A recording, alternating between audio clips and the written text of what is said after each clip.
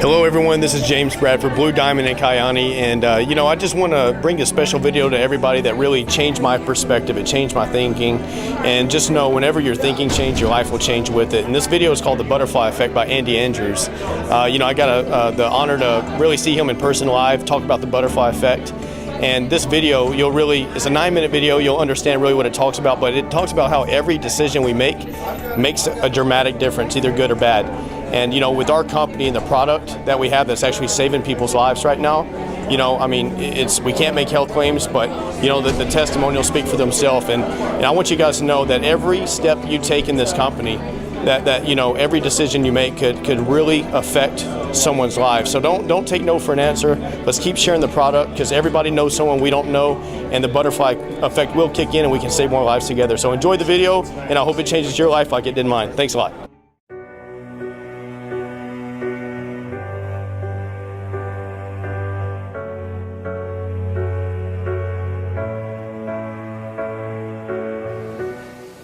Have you heard of the butterfly effect?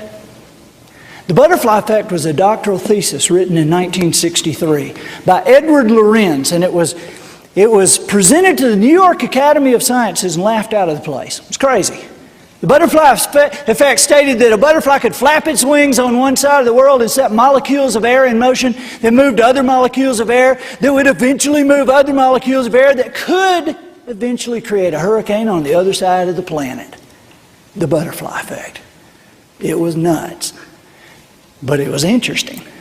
And because it was so interesting, it hung around forever in urban legend and movies and books, until finally, physics professors in the mid-90s proved the butterfly effect was accurate and viable, and it worked every time.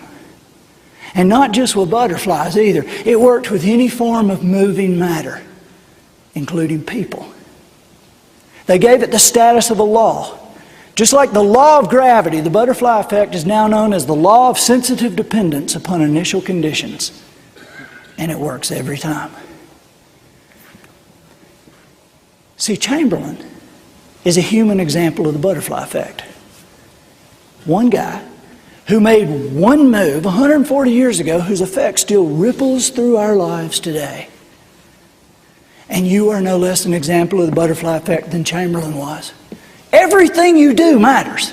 Every move you make, every action you take matters, not just for you or your family or your hometown. Everything you do matters to all of us and forever.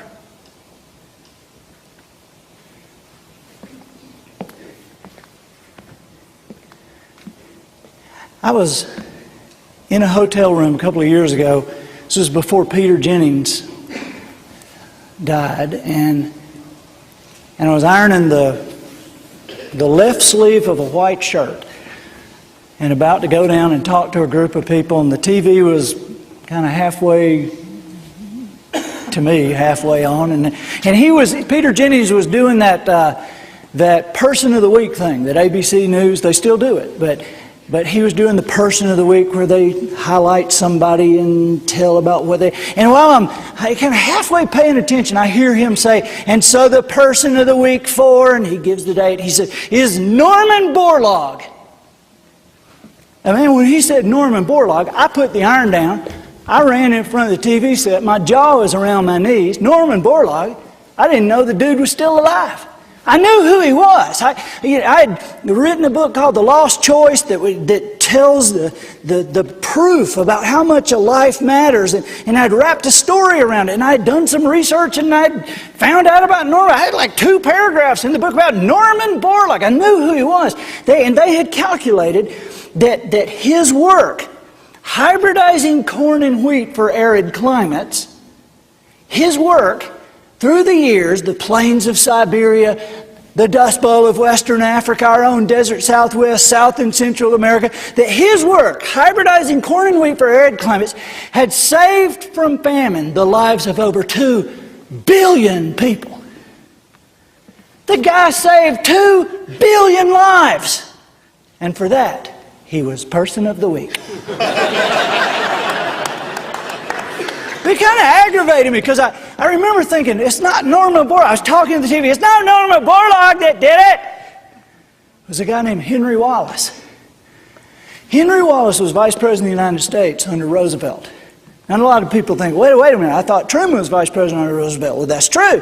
But remember, Roosevelt served 4 terms. He had 3 different vice presidents, and the middle one was the former Secretary of Agriculture, a man named Henry Wallace, who, while he was Vice President of the United States, used the power of that office to create a station in Mexico whose sole purpose was to hybridize corn and wheat for arid climates. And he hired a young man named Norman Borlaug to run it. And it was Norman Borlaug who won the Nobel Prize, and it was Norman Borlaug who got Person of the Week.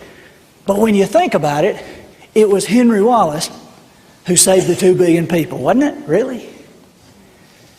Unless maybe it was George Washington Carver. You remember Carver, don't you? The peanut stuff? Here's one thing people don't know about Carver, is when he was 19 years old and a student at Iowa State University, he had a dairy sciences professor who on Saturday and Sunday afternoons would allow his 6-year-old little boy to go on botanical expeditions with this brilliant student. And it was George Washington Carver that took this little 6-year-old boy and pointed his life in a direction. It was George Washington Carver that took this 6-year-old Henry Wallace and put a vision in his life about plants and what they could do for humanity. It's amazing to think about it, isn't it? George Washington Carver flapping those butterfly wings with the peanut stuff. 266 things he developed from the peanut that we still use today. He flapped his butterfly wings with the sweet potato. 88 things he developed from the sweet potato that we still use today. And while nobody was even looking, he just flapped his butterfly wings a couple of times with a little 6-year-old boy and just happened to save the lives of 2 billion people and counting. So when you think about it, maybe it was Carver that should have been Person of the Week. Unless it would have been the farmer from Diamond, Missouri. A man named Moses had a wife named Susan. They lived in a slave state, but they didn't believe in slavery. Well, this was a problem for these psychopaths like Quantrill's raiders who came through farms and villages at night, destroying and killing. And one January night, Quantrill's raiders came through Moses and Susan's farm, and they burned the barn, and they shot several people, and they drug off a lady named Mary Washington who refused to let go of her infant baby, George. Now, Mary Washington was Susan's best friend. And because of that relationship, Moses sent word out immediately, and a messenger here and a message here, trying to create a meeting with Quantrill's raiders, and 2 days later he had it. And he took a black horse in the evening time, and then went several hours north to a crossroads in Kansas to be there at the appointed time, meeting 4 of Quantrill's raiders who showed up on horseback, carrying torches, with the flour sacks over their heads with the eye holes cut out. And there Moses traded the last horse he had left on his farm for what they threw him in a burlap bag. And as he caught it and they thundered off, he went to the ground, and there in that cold darkness with that white breath billowing out, he pulled out of that burlap sack a cold, naked, almost dead infant baby boy.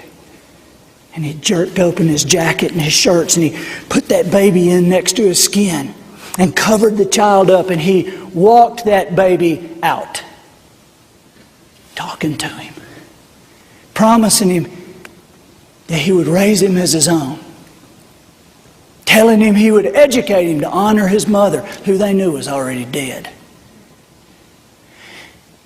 And that was the night he told that baby he would give him his name.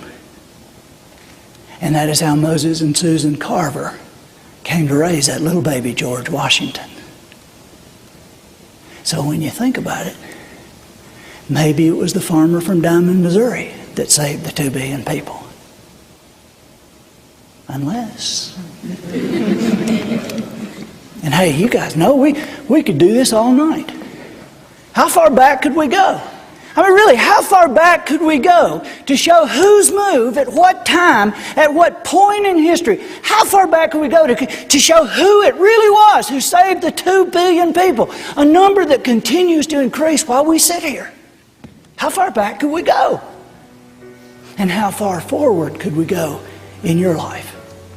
How far forward could we go to show the lives that you'll touch? I mean, there are generations yet unborn whose very lives will be shaped and shifted by what you do tomorrow, and the next day, and the next, and the next, and the next. Because everything you do matters.